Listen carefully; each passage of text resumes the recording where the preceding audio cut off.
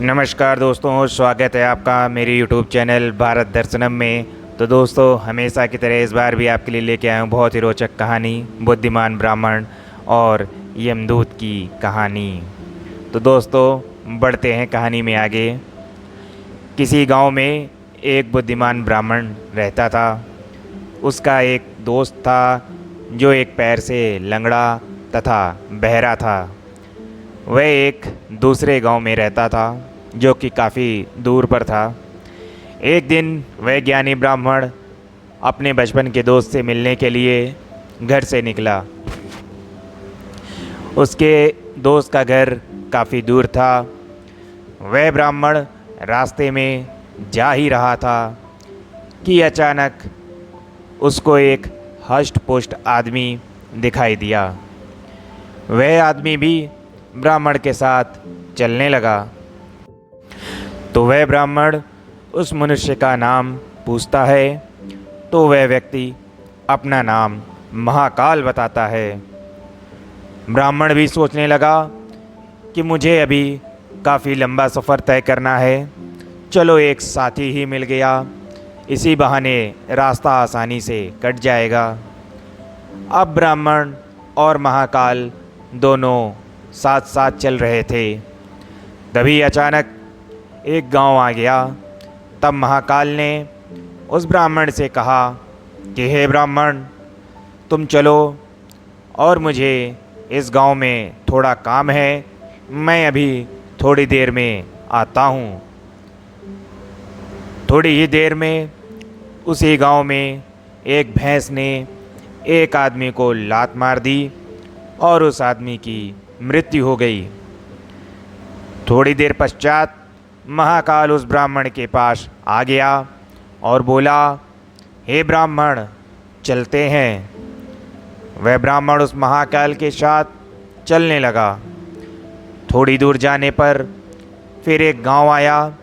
तो महाकाल ने पुनः उस ब्राह्मण से बोला कि हे ब्राह्मण, मुझे इस गांव में थोड़ा काम है, मैं अभी थोड़ी देर में आता हूँ। थोड़ी ही देर में उस गांव में आग लग गई और कई लोग की मृत्यु हो गई।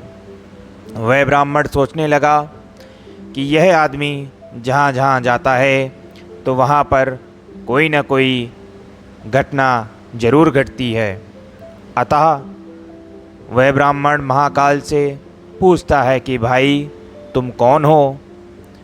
ब्राह्मण की बात सुनकर महाकाल बोला कि हे ब्राह्मण, मैं यमदूत हूँ और मैं मनुष्य के प्राण हरण करता हूँ, यही मेरा काम है।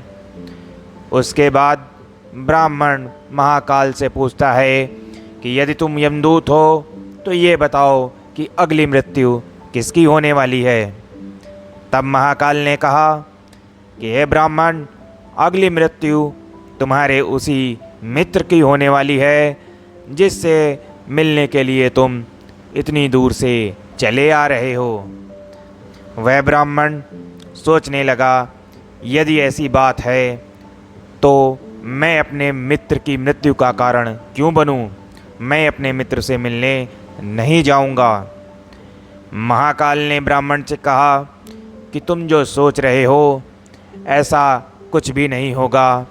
होनी अटल है, होनी हो करके ही रहेगी। इसलिए तुम अपना कार्य जारी रखो। तभी थोड़ी देर में उस ब्राह्मण ने देखा कि उसका मित्र उससे मिलने के लिए स्वयं बड़ी तेज़ी से चला आ रहा है।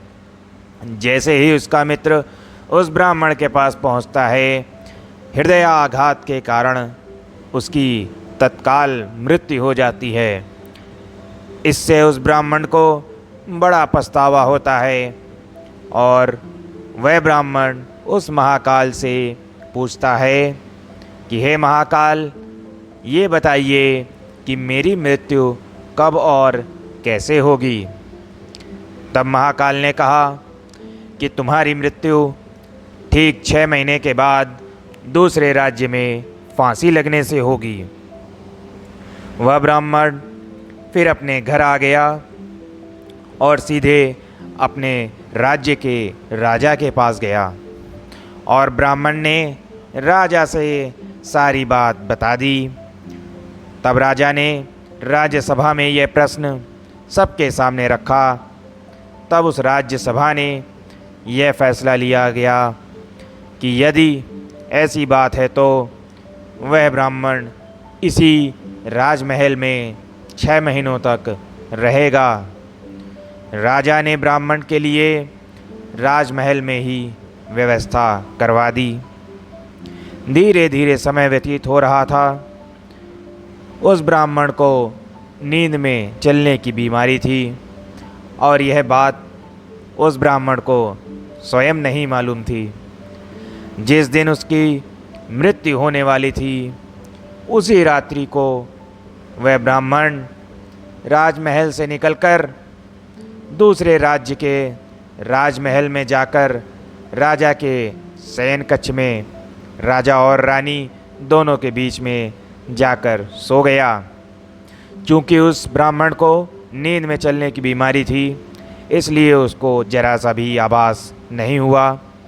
सुबह जब राजा उठा तो उस ब्राह्मण को अपने शयन कक्ष में देखकर बहुत क्रोधित हुआ और उस ब्राह्मण को फांसी की सज़ा सुना दी।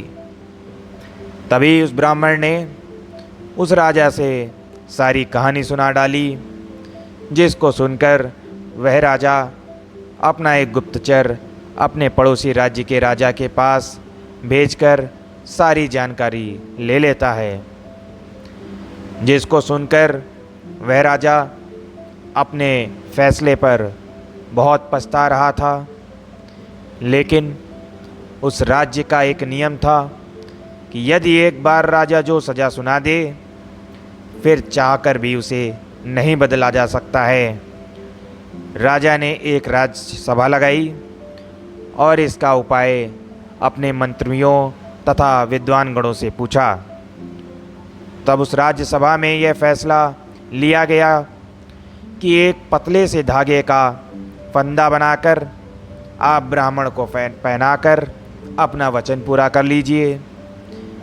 फंदा पतला होने के कारण ब्राह्मण की मृत्यु भी नहीं होगी और आपके फैसले की लाज भी बच जाएगी।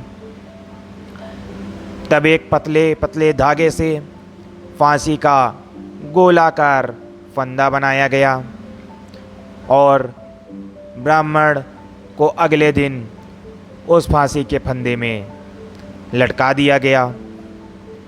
और जैसे ही फंदे को खींचा गया सभी ने यह सोचा था कि ब्राह्मण को कुछ नहीं होगा, लेकिन उस पतले धागे की वजह से उस ब्राह्मण का गला कट गया और खून तेज़ी से निकलने लगा।